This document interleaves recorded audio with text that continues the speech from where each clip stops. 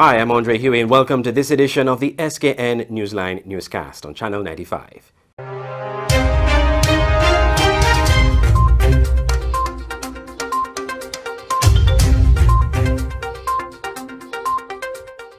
St. Kitts and Nevis has recorded a new case of the coronavirus, registering the Federation's 46th positive case. But according to Chief Medical Officer Dr. Hazel Laws, this new case does not have a travel history, is a national of the Federation, and is a worker in the hospitality sector. Dr. Laws made this disclosure during the NEOC press briefing on Wednesday. Case 46 is a national who does not have a travel history. The individual works in the hotel industry. The case is stable and is in isolation as we speak. The Health Emergency Operating Committee had an emergency meeting this afternoon at 2 p.m.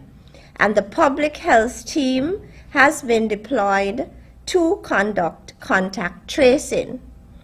Our aim is to identify and engage all the contacts of this case. All the contacts will be tested and placed into quarantine immediately.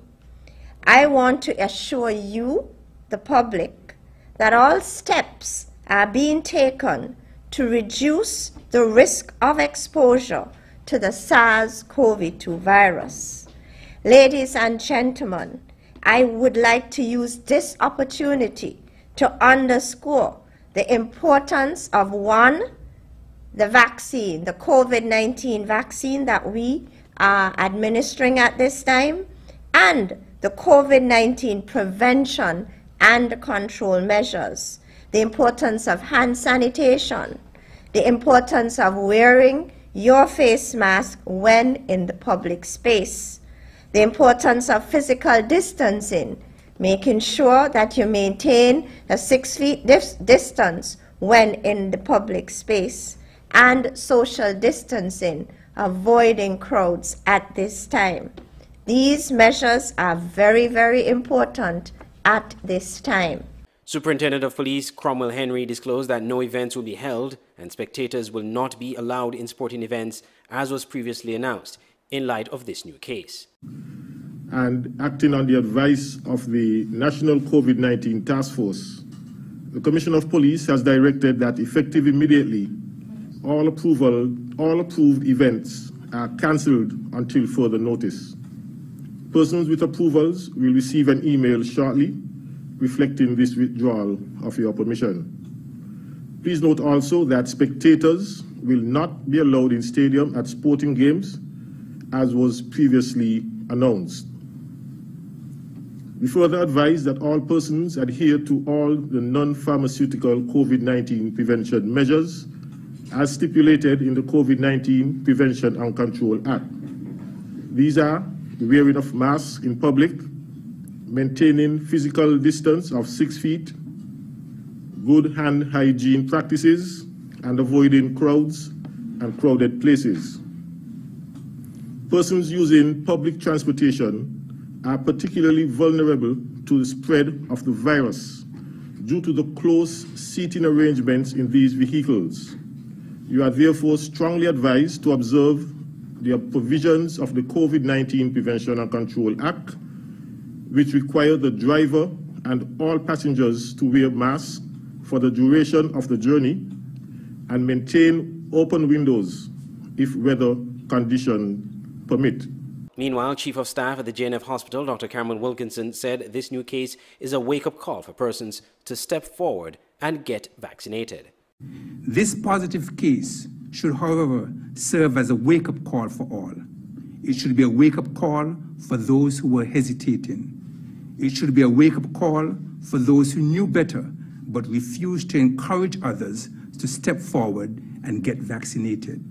It should be a wake-up call for those who knowingly spread fake news and false information about the vaccines and prevented others from stepping forward.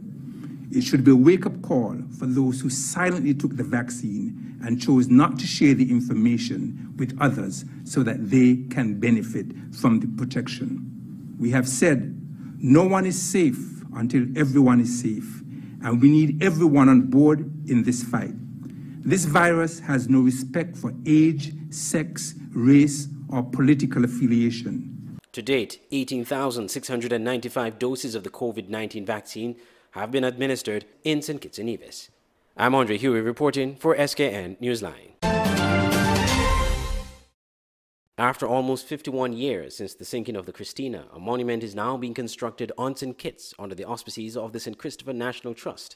Skn Newsline's Glenn Bart reports.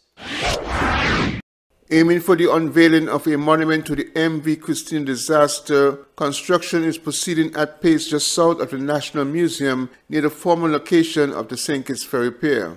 On 1st August 1970, the MV Christineina capsized near Nag's Head as it entered the Narrows about 40 minutes after it left Bastille. It is said over 300 persons were on board and 233 persons, including children, died in the tragedy. It remains the largest maritime disaster in the Federation to this day.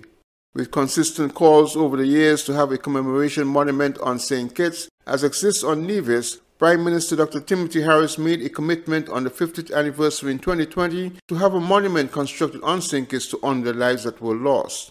Executive Director Phyllis Percival Godet of the St. Christopher National Trust talks to Skn Newsline about the monument. So we now see in the background that the construction has begun of this monument to honor the lives of those persons who were lost in the disaster, and to remember those who survived and their contribution throughout the years. And so the monument has begun, the construction. It was designed by Mr. Calvin Pemberton, and it's being constructed by Russ Construction. And so we are hoping that the construction will be completed in time to unveil it for the 1st of August this year. The design is out there. It can be found on the St. Christopher National Trust Facebook page, and so you could see the concept behind it and how it will look when it's completed. And so we're very excited that after 50 years, we now will have a monument in St. Kitts that would, honor the lives of those persons who perished during that, tragic event. Now, it being constructed here on the old Treasury building apron is no mistake, because persons would have known that the pier was right here. So where I'm standing would have probably been the pier, and the boat docked and left here all the time. So this was really where the last strip for that boat left from. And so we thought it fitting to have the monument erected here, because there were other sites that were considered, but this seemed the most fitting place for it. According to the design concept by architect Calvin Pemberton, the 20-foot tall monument will be adorned with ornamental work resembling a sacred space that honors the dead and acts in service of the living. Images on the ornament will include photographs of the Christineina, a map of the Narrows across the two islands, as well as clasped hands and nautical themes. Glenn Bart reporting for Skn Newsline. Members of the COVID-19 task force are among those bestowed national honors at the investiture ceremony held on Wednesday morning at Government House. 7 nationals of St. Kitts and Nevis were on Wednesday bestowed the Companion of the Star of Merit for their meritorious and yeoman service to the country.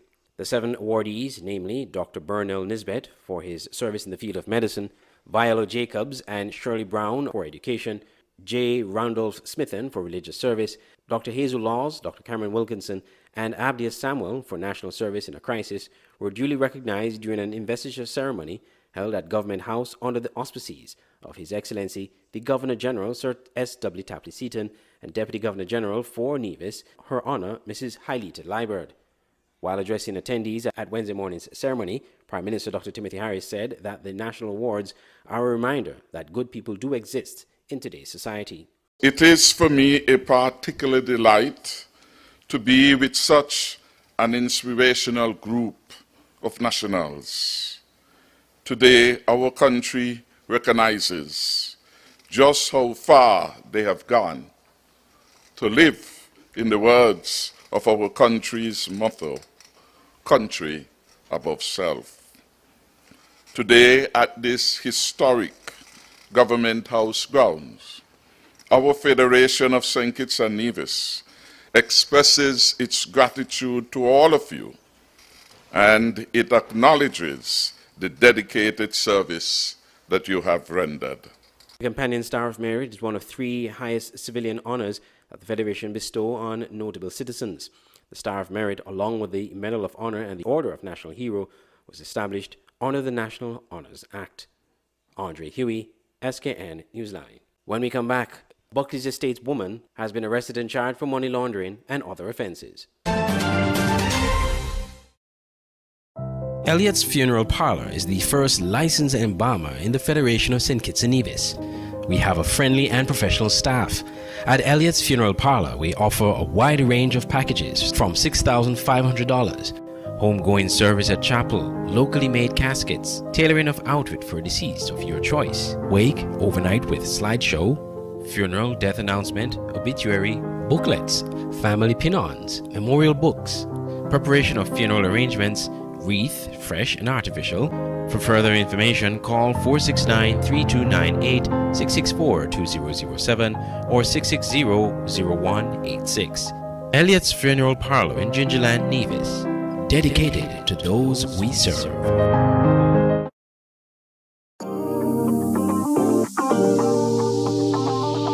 I need some veggies for dinner.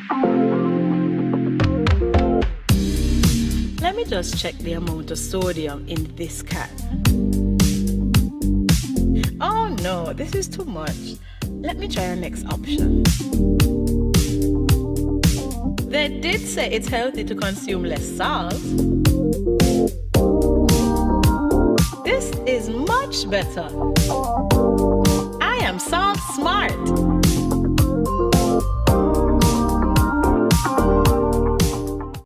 Football is back, and the St. Kitts and Nevis Football Association will be bringing you live football on its website, www.sknfa.com, with Premier League Live. Without fans in the stadium due to COVID-19 protocols, you can now watch every single Premier League match this season on www.sknfa.com and click on Live TV. Games are shown live on every match day with halftime and post-game shows. It's Premier League Live. Commentary, analysis, action. Never miss a game.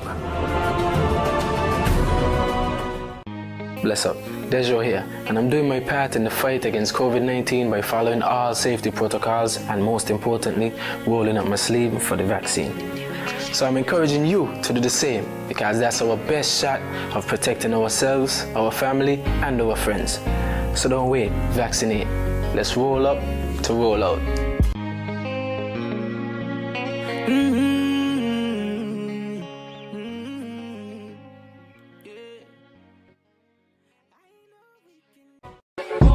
Autoplus Car Wash, located on the College Street Gut, Bastyr, St. Kitts. Bring your car to Autoplus Car Wash to remove water stains, wiper marks. Get your doors, roof panel cleaned, seat floor mats, buffing, headlights, and engine wash. You get quality service at the best price at Autoplus Car Wash. They really care for your car. Call 765-5140 or visit them on the College Street Gut, Bastyr, St. Kitts. Autoplus Car Wash, where the service is number one.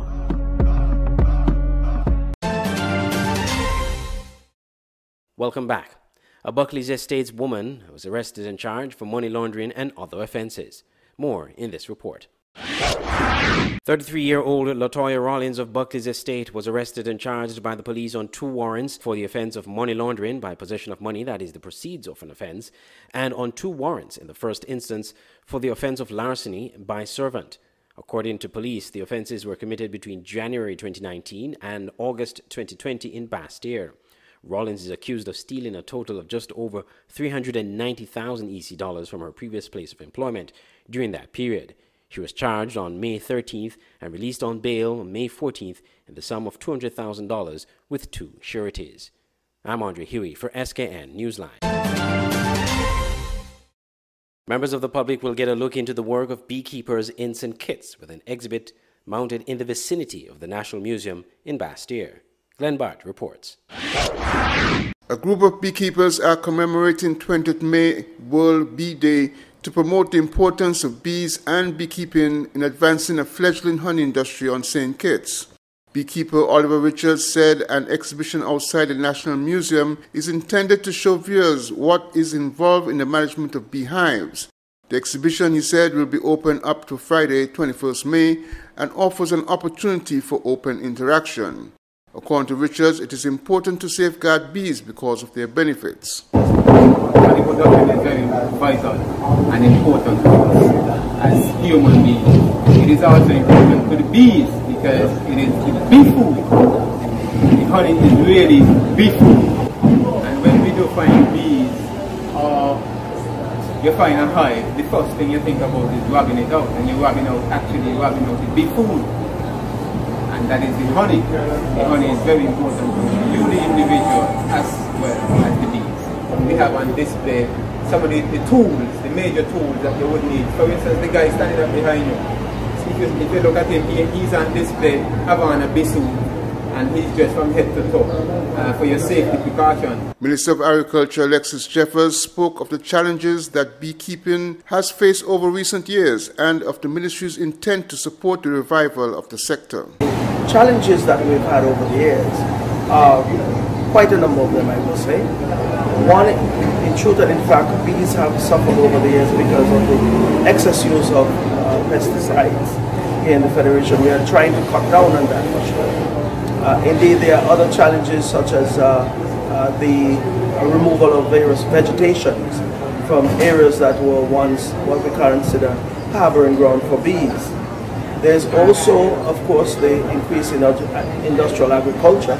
As you know, persons are clearing land for various agricultural fields, and we want to ensure that we are providing to our budding beekeepers and those who continue in this particular area some positive characteristics that they can lean on to continue this particular fight. I want to say to Mr. Jeffers here that I do believe the Department of Agriculture and Ministry of Agriculture is committed to the beekeeping sector as well. Mr. Jeffers said the Department of Cooperatives can assist in the further development of the sector. Glenn Bart reporting for Skn Newsline. Mr. Ron Iles, a renowned sports commentator and a former teacher of 15 years, was officially presented as the Nevis Reformation Party's NRP's newest candidate to contest the Nevis 3 St. George's seat in the upcoming Nevis Island Assembly elections. That's constitutionally due for 2022. More in this report. The opposition Nevis Reformation Party, the NRP, continued to launch their candidates ahead of the Nevis Island elections. The latest being Ron Michael Iles, a sports commentator and former teacher of 15 years. He will contest the Nevis 3 seat, that's the St. George's seat, a stronghold of the incumbent Concerned Citizens Movement, the CCM. The launch was held recently and broadcast live online and on radio, and according to a press release from the NRP, was well supported. Mr. Iles, a former Leeward Islands debater, addressed the constituents of St. George's, assuring them that Gingerland will never be left out of the development conversation under the NRP, and with him as representative. Just as surely as the dawn is caught by the sun, there must be a reckoning. That there must be a new sunrise, where a man's word to the people must mean something, and not just empty platitudes to win votes. My word is my honor, and my bond to you. And so my word to you tonight, St. George's, is that there is no mountain too high. There is no river too wide. There is no ocean too deep that will keep me from doing what is right for you and by you. You see, I am unlike any other, and so comparisons are worthless. What I can tell you is that these men who parade and act as your representatives have lost touch. They have lost touch with the struggles of the poor and the working class, and now believe that it is you who work for them rather than them working for you.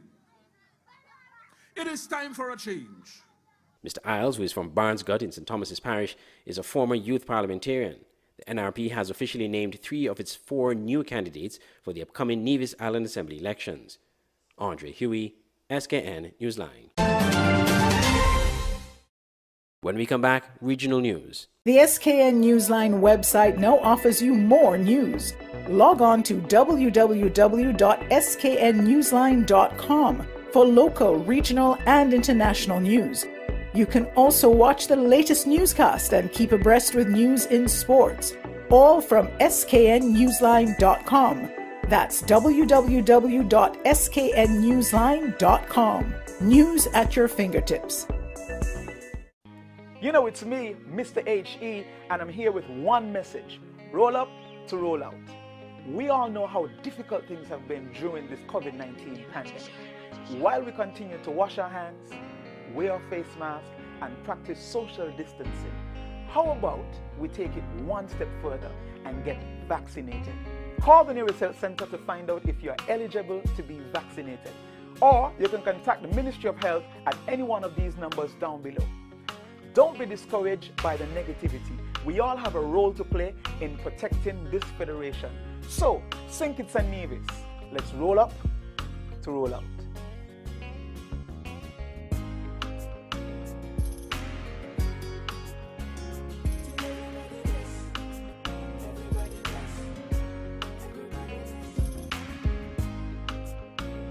Stay abreast with news on St. Martin with SMN News. Visit www.smn-news.com for up-to-date news, scoops, opinions, and hard-hitting facts.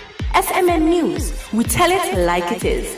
Visit our website www.smn-news.com.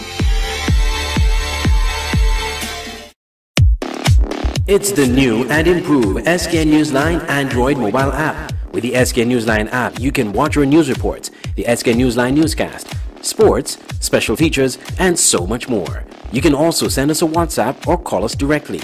Go in the Google Play Store, search Skn Newsline, and download the app today.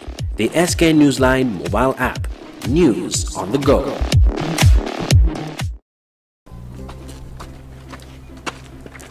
Junior, can I get popcorn, please? Don't tell Shane, Dev.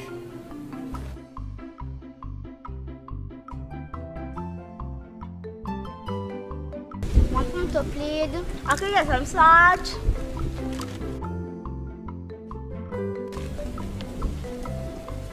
More, please.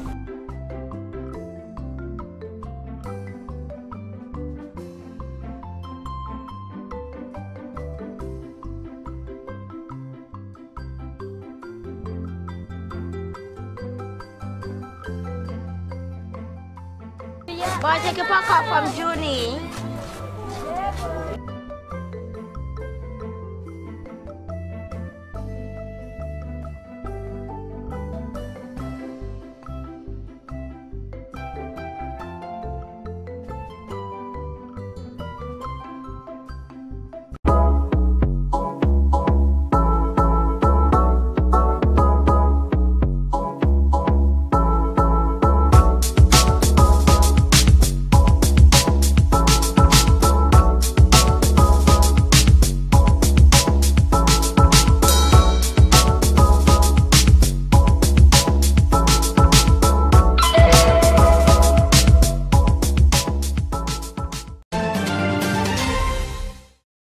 Welcome back. We turn our attentions now to regional news. St. Lucia may be on the brink of a fourth wave of the COVID-19 virus. That's the grim assessment of health officials at a media briefing on Tuesday to update the public on St. Lucia's COVID-19 statistics. HTS TV in St. Lucia reports. The steady rise in COVID-19 cases has been labeled by some quarters as a cause for concern. In a media briefing held on Tuesday, health officials sought to provide insight into the current situation and the possibility of a fourth wave if non-compliance of protocols continues. As we've been seeing over the last few weeks, the increase in social activities, and from our contact tracing, we note that the areas where we see the increases in cases, where we're getting most of the cases, are in the areas with increased social activities starting up. Chief Medical Officer Dr. Sharon Belmar George, in her presentation, outlined some of the major areas where loopholes for an unwanted rise in the COVID-19 cases count exist. The risk for community transmission, the non-adherence of visitors to hotel protocols, the reduced use and poor use of face masks in public places, the increased mass crowd events noted across the island, the non-adherence to established protocols at business places, and the crowding of public buses without mask use. Dr. Francois very clearly indicated what our epidemiological curve looks like to date as we've managed 3 waves, one small, one medium, and one very big. And when we review the various measures, we know what works, and that is specific to our country, St. Lucia. The intention, according to the Chief Medical Officer, is to alert the public of the worrying trend in the epidemiological curve. Previously, we were managing with a rate of transmission of 1.1. We have gone up to 1.54, and we see the upward trend towards a 4th wave in country. We are at a very critical point, and we want to ensure that everyone is aware of where we are, and our actions at this point is really going to determine how we continue to manage. We can end up getting to a major outbreak, as we are seeing happening in the rest of the world. Personal responsibility was the action call, with the general public reminded of the tried and tested protocols that are proven to keep COVID-19 at bay and break the spread of the transmission. Solange Alfred, HTS News Force. The first cryptocurrency investor has established a Bitcoin Cash ATM machine in Antigua and Barbuda. More from ABS TV. It is no surprise that cryptocurrency has found its way to the shores of Antigua and Barbuda. Roger Ver, who is the first person in the world to have invested cryptocurrency and determined to tote its benefit, offers his rationale for launching out on the Bitcoin ATM initiative. So I had a couple of extra ATM machines that have been sitting around for a couple of years that have recently been deployed here in Antigua that make it super easy for anybody here to be able to buy or sell cryptocurrency and then save 15% on every purchase from Amazon in the US using another website called purse.io. He says since the launch of the ATMs, there has been encouraging regular activity. They just launched a couple of months ago, and we're seeing multiple people every single day using them. So it's exciting to see that. And on top of that, there's dozens of places in Antigua where you can spend your Bitcoin Cash as well. In fact, I just had lunch over at Ticino's right across from the airport there, a fantastic Italian deli, and they take Bitcoin Cash there. He says Bitcoin Cash should be seen as cash and can be used to purchase anything. Other people might be using it to send money to their friends overseas or their family overseas, or online shopping, or topping up their cell phone credit, or just about anything. Bitcoin Cash is money, so you can use it in the same way you use any other form of money. You can buy or sell anything with it. Anyone interested in joining the Bitcoin Cash family can visit payantigua.com for more information. Shanikisha Francis reporting for ABS News. Internationally, Palestine's ambassador to the United Nations says the international community has an immediate responsibility to bring about a ceasefire with Israel. The United States, a close ally of Israel, has for the 3rd time this week reportedly blocked the UN Security Council's statements condemning Israel's actions and calls for a ceasefire. More from Al Jazeera. As outrage grows over the ongoing violence in the Middle East, so too does pressure on the international community to act. Demonstrators gathered on Tuesday outside the building that houses Israel's mission to the UN, calling for an end to the hostilities.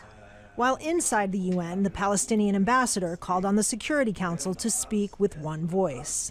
President Biden has finally called for a ceasefire, elevated his rhetoric. Did that give you any hope that today, coming out of the Security Council, the United States might have softened its position a bit on a statement? Are you seeing any difference in their level of engagement? We sincerely hope that he can succeed in his efforts, with the efforts of everyone else who is involved in this endeavor, to reach an agreement on a ceasefire as we speak, anytime soon. Our objective is to put an end to the tragedy and the suffering of our people. The Security Council has met 4 times in the course of 8 days, with Norway, Tunisia, and China pushing to keep the crisis in the spotlight. We have heard from President Biden in supporting the ceasefire. So that's really something consistent with what we are proposing in the Security Council. So we hope that we can continue to work together among all council members with a good result. At the request of the Arab group, along with the Organization for Islamic Cooperation, the General Assembly will hold its own emergency meeting on Thursday. The United States continues to insist it's working tirelessly with players in the region to bring about an end to the violence, arguing that quiet diplomacy is more effective than a public statement, even as the calls for action are getting louder. Kristen Salumi, Al Jazeera, the United Nations. House Republican leader Kevin McCarthy said he was opposed to a bipartisan agreement struck last week that would create an independent commission to investigate the January 6th attack on the U.S. Capitol. More from CNN. House Minority Leader Kevin McCarthy just announced he will not support a 9/11-style commission to study the Capitol insurrection or investigate it. He wrote, quote, "Given the political misdirections that have marred this process, given the now duplicative and potentially counterproductive nature of this effort, and given the Speaker's short-sighted scope that does not examine interrelated forms of political violence in America, I cannot support this legislation." Legislation, by the way, that was negotiated by a Republican, John Katko of New York. Back with us again, Gloria Borger. So, Gloria, there you have it. McCarthy's against it.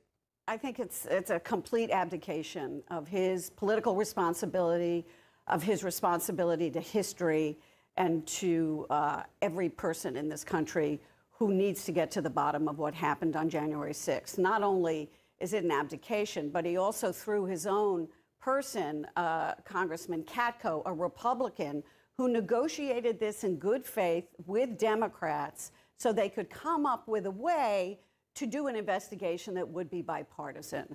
And in saying he doesn't support it, he's saying to Republicans, okay, go out and say whatever you want about it. And we know that just last week, there were Republicans who were out there saying that the insurrection was effectively a walk in the park by a bunch of tourists. It gives them permission to keep telling these lies. He's trying to, Gloria, pretend in a way that this didn't happen, that it's not something that warrants really an investigation, which is what many Republicans believe. He talks about there being misdirections.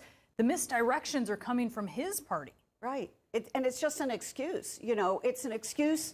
It's an excuse to say we don't want to look back. Every time we talk about January 6th, it's not good for us Republicans. And maybe McCarthy could be subpoenaed, for example, to talk about his conversation with Donald Trump that day. Yeah, exactly. That's a really important point here. You are getting this statement, this opposition from a potential witness who might be asked to appear under subpoena and testify under oath. Yes, and we know exactly what Donald Trump said to him that day and what McCarthy said back to him that day. And we understand that it wouldn't look good for the president.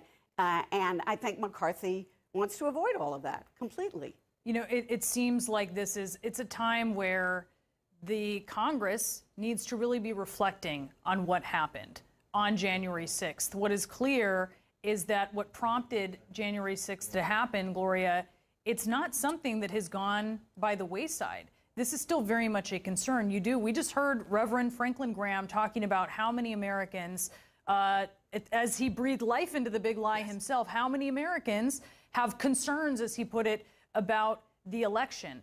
This is not something that is going away. I try to think of, imagine there not being a 9/11 commission. Imagine there not being a look into what happened for the sake of history and for making sure that something like this, which is incredibly serious and significant, that it doesn't happen again.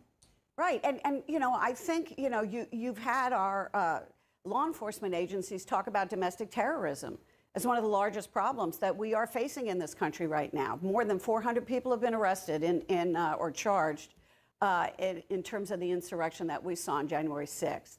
The American public needs to get answers about this. And I know that Republicans in the House want to broaden this so they can say, okay, there's a lot of it going on both sides. I mean, we understand that's what's going on here.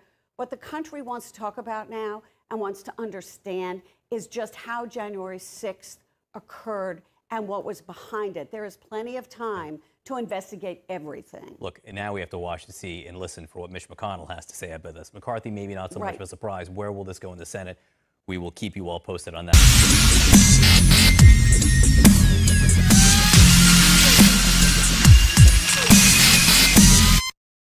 In sports, Cricket West Indies released a provisional list for the upcoming T20 internationals against South Africa, Pakistan and Australia.